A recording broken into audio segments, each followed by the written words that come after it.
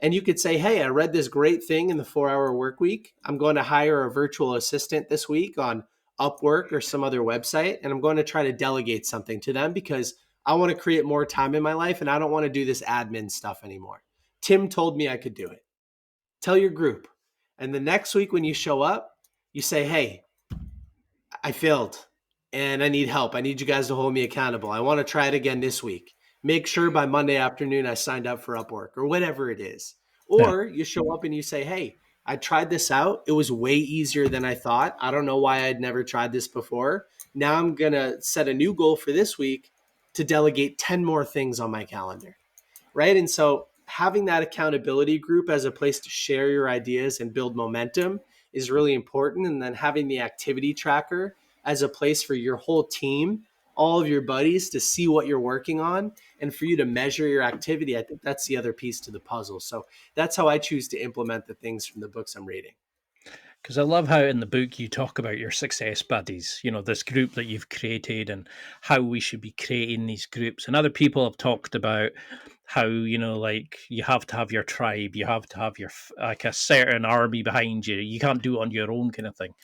How do you find the people that fit in? Because a lot of guys, maybe in our positions, think, I'm not the guy that goes to the club. I'm not the guy that goes out, try to pull birds and all this kind of nonsense. I want to just be better in my work, be a better partner, whatever it is. How do we find these people? Because we always feel like we're the only one on this journey. How do you find, how would you start building this accountability group, do you think? Yeah, hey, I can resonate with that. I mean, I felt like I was the only one for a very long time. And that's really why my entire company exists, because I wanted to start sharing the books I was reading on social media as a way to connect with like minded people. So, number one, I would challenge everybody to look at their list of friends and say, who's typically been the most motivated? Like, has anybody run a marathon or tried to run a marathon? Does anybody go to the gym regularly? Does anybody else read books like the books I'm reading? And if you can find somebody like that, I think it's a great place to start Mm. because that person knows you.